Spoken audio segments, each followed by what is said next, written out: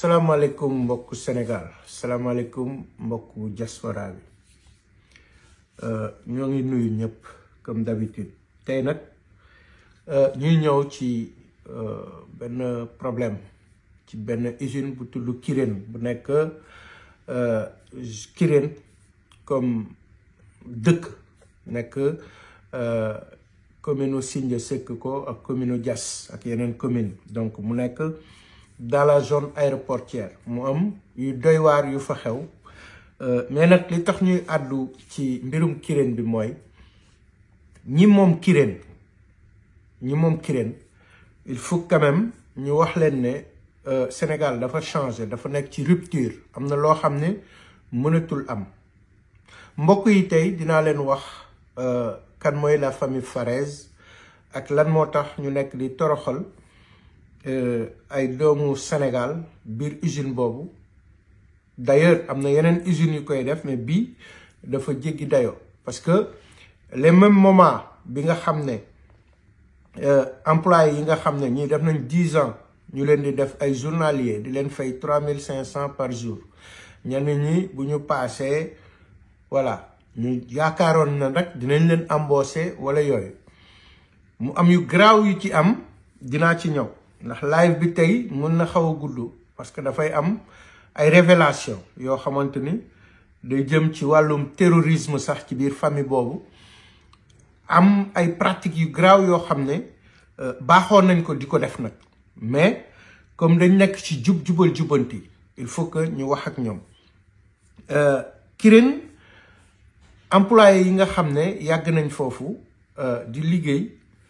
yaakaar embauchement def seen lépp ñii fukki at ñii ñu doon liggéey sax ba seen jëkkër yi décédé ñoom ñu ñëw remplacer seen jëkkër yi ay jigéen yu jóge ba ay bar ñi fu ne di ñëw liggéey ñoo jógoon pour casse seen droit wax ne nag dafa jot ñu régulariser leen naka noonu bi ñu commencé di def seen grève waa Kirène jël yeneen prestataire yu bees dama leen koy expliquer pour ngeen xam stratégie Kirène parce que dinaa ñëw ci pratique boobu parce que même moment yi Kirène di grève ñoom am na kenn koo xam ne ñu ngi koy toppee ay milliards kenn ku tudd Omaïs Youssef Omaïs ba ñu naroon ko extrader Burkina pour yóbbu ko pour ñu tëj ko dinaa ñëw ci loolu mais ñoom nee nañu Youssef Omaïs daf leen amel xaalis te loolu dinaa ñëw ci explication yi mais en même temps ñoom ñu ngi continuer des pratiques yoo xam ne c'est connu ñun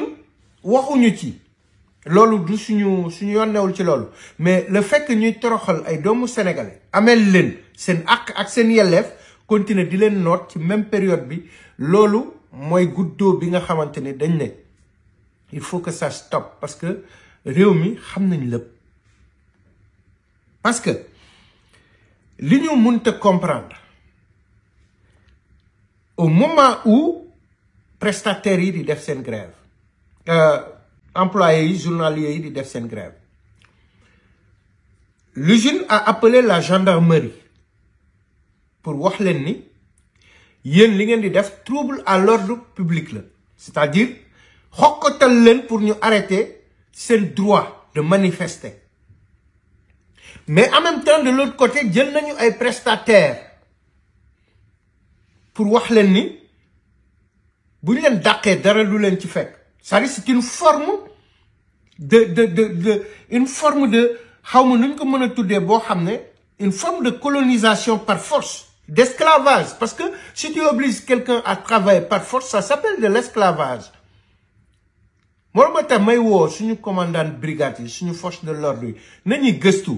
la famille Farès tout est sur internet lépp ay article de presse la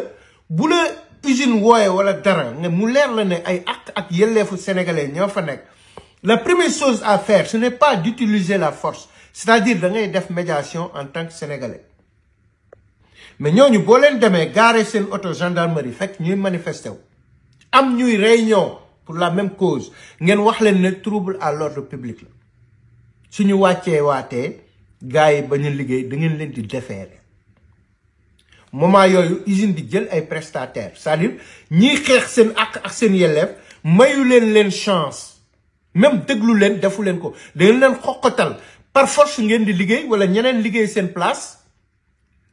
te amu leen droit manifester c'est ce qui se passe à Kirène dégg naa nag le député Youssou Ndione dem na fa Youssou Ndione xaw ma Youssou Ciss il y a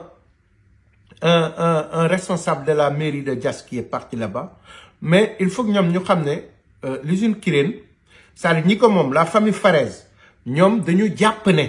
ñoom nguuru Sénégal sax par force lu leen neex la ñuy def donc fi ngeen bëgg a lijjantee problème mu gars yi du foofu c'est-à-dire ñii dañu egg benn niveau il faut que ñu def confrontation ak ñoom parce que man def naa émission au moment yi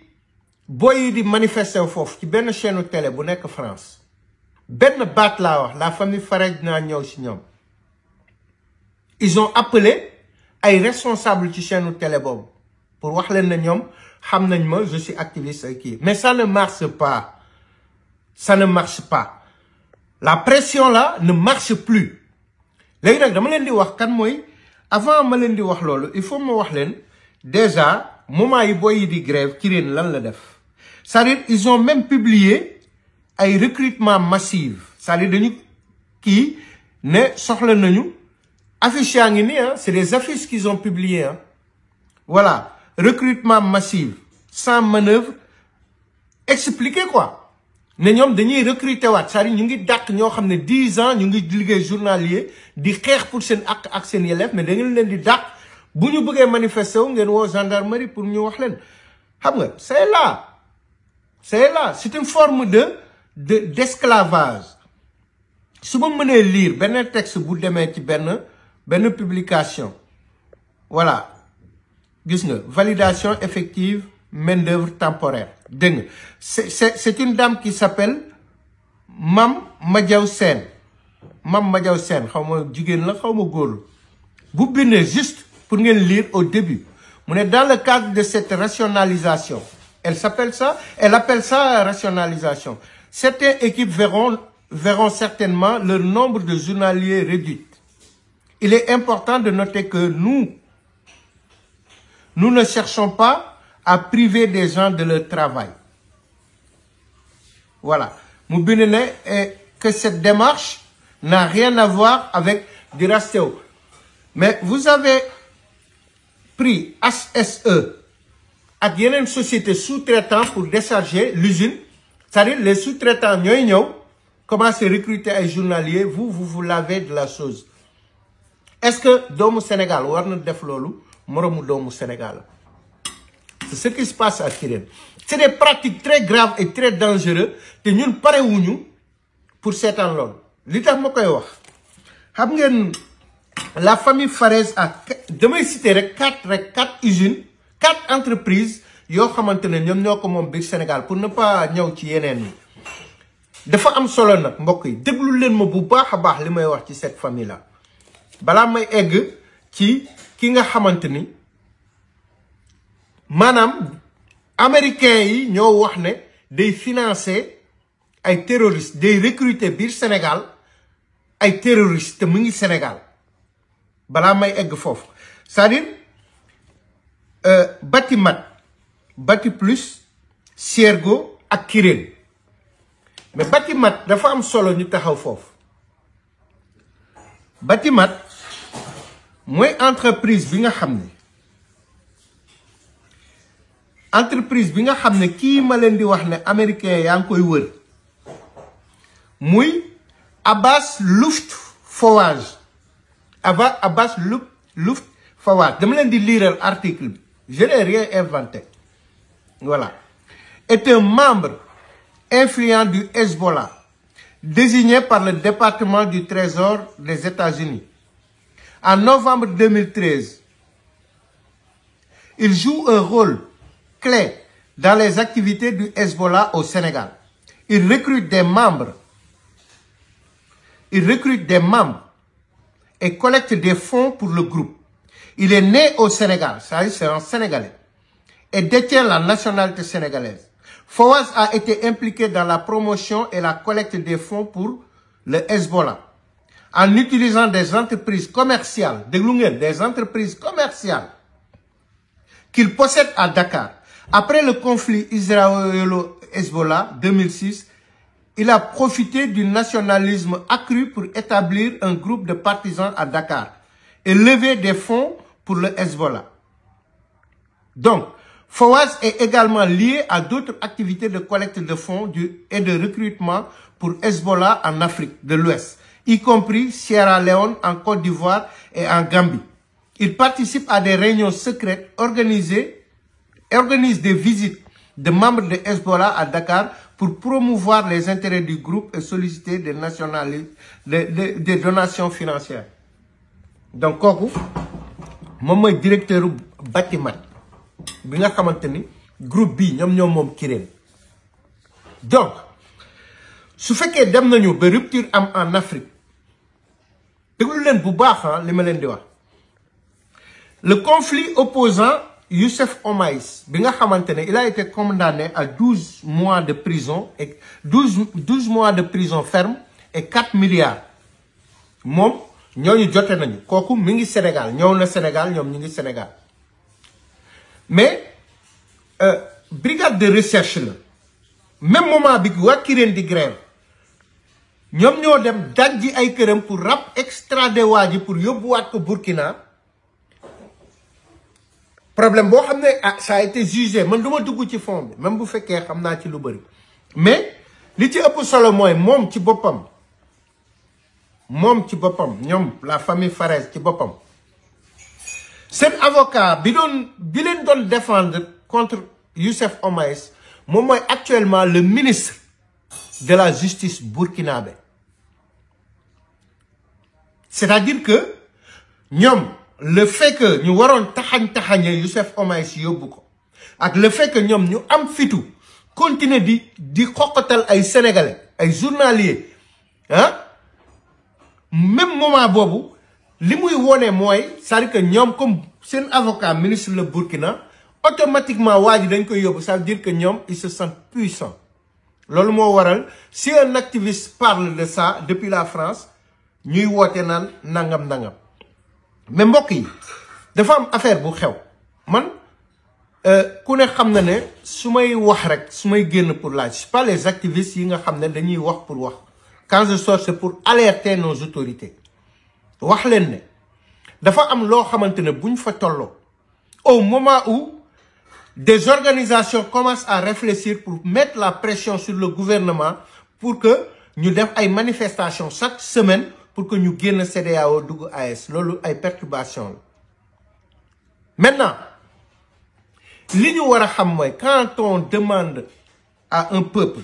jox ko benn projet bi dem ba nekk ñun ñii ñëpp suñu bébé ñu koy protéger ngeen gëmloo ñu accompagner ko cette rupture là dafay nekk dëgg ci yéen. mënuloo bëgg a summi milaanu kuraayu Farba Ngom bi nga xamante ni leer na ñëpp ne moom moo taxaw wax ne moom dóorkat la c'est-à-dire nekkul ci yoon ñooñu di wax ne yow sa période de grâce jeex na am yoo xam ne nga koy seetaan ci réew mi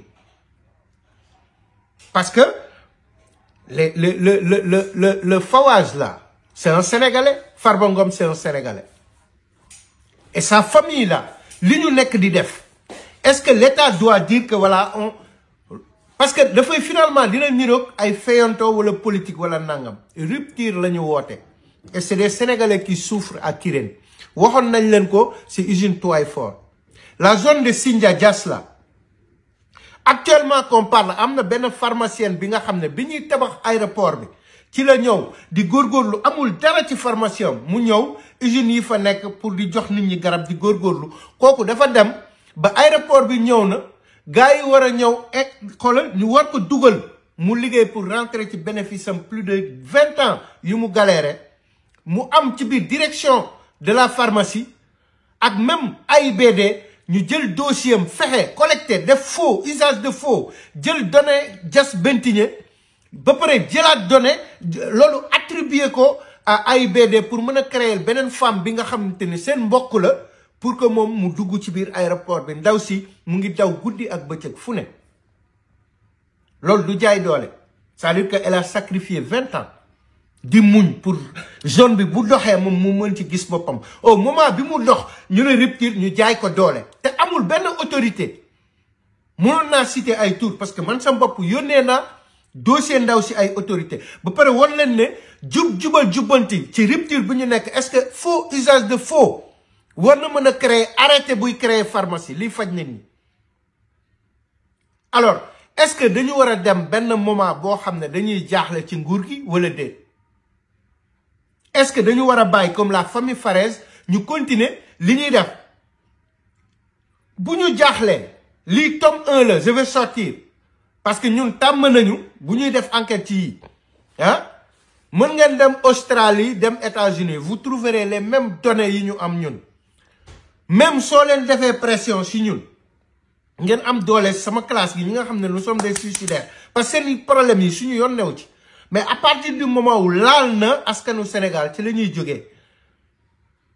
dañuy nëbb suñu lépp doog a ñëw jàkkaarloog yow pare nañ suñuy enquête ci yéen bu yàgg yéen xam ngeen ne am na loo xam ne waxuma ko te duma ko waxagum maa ngi seetaan le problème des journaliers de Kirène là fan lay mujjee te mun naa leen waatal soo leen ko réglé wul ba su ma génnaatee ce sera des révélations ce sera des révélations yu garaaw garaaw parce que parmi vous il y a des Sénégalais ñu juddoo Sénégal comme man ñu nekk ay Sénégalais am na loo xamante ne yéen a koy xamal seen bopp ngeen bañ ko def je n'ai pas l'intention de dem fen parce que am na loo xam da ngay bàyyi nguur gi mu def ko am na loo xam ne ci suuf la mais bu ma génnaatee ça va très très mal se passer parce que ces journaliers là boo leen embauché woon sax di leen fay triple li ngeen leen di fay da ngeen ciy génn xam ngeen xam naa je ne parle pas pour parler vous n'avez pas intérêt à ce que je ressors régler le problème de ces journaliers à Kirène continuez vos affaires sama yoon new ci votre problème qui vous oppose avec les Youssef et tout ça là suñ ko extradé woon on va le défendre mais comme l'État du Sénégal wane na capacité am la justice sénégalaise wane nañ ne ils sont indépendants c'est votre problème on s'en mêle pas mais arrêtez parce que mënu leen teg pression gouvernement Sénégal parce que gouvernement Sénégal bu fekkee yéen da ngeen di teg pression burkinabé xam leen ne le gouvernement du Sénégal askan bi ko fi teg nous avons payé très cher pour que mu ne fi te mënuñu ko seetaan muy def yenn yi te ñi fa nekk aussi mënu leen xool yab leen parce que amul benn acte bu ñuy posé buy wane ne yéen mën ngeen leen manipuler vous avez intérêt à être correct avec les gens ça ne marche plus ces choses-là devant Macky Sall on a sacrifié nos vies yéen vous n'avez aucun pouvoir pour ñëw di def lu leen neex avec le gouvernement sénégalais d'accord quand on a bloqué des bâtiments des travaux de bâtiments le Sénégal en a souffert un peu mais ça valait le coup de la même manière même su fekkee vous avez 1000 2000 emplois s'il faut vous redresser ñooñu dinañ toog xaar ñu régler problème bi pour benn parce que nous on préfère la liberté dans la pauvreté que di nekk ñu ñuy këlli naan voilà parce que on a ça on fait ça à l'État ou nangam l'État du Sénégal est libre même suñuy lekk xorom ñun on a préféré xeex sànq suñu bakkan pour être libre c'est tout ce que j'avais à vous dire régler le problème de Kirène sinon li tome 1 là quand je vais ressortir là je ne suis pas Cheikh Yérim parce que lui comme Moussa Dadis l'a dit dafay xoqatal njiitu réew yi ñu jox ko xaalis mu noppi mais nous avons plus que Cheikh Yérim il faut le savoir et c'est bien gardé et bien cassé il suffit juste de l'alerte ça vient de partout amuleen foo leen di jaar ça envahit les réseaux lépp day feeñandoo même si vous avez des amis dans le gouvernement là ils pourront plus vous protéger parce que ce sera trop tard essayez seulement quelque chose et vous allez voir maintenant nag régler le problème de Kirène sinon suñu ñëwaatee ce sera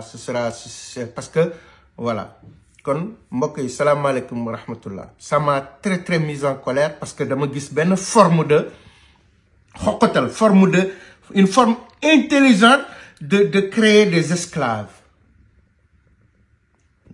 chez moi, dans ma zone. te loolu ça ne passe pas, ça ne passera pas.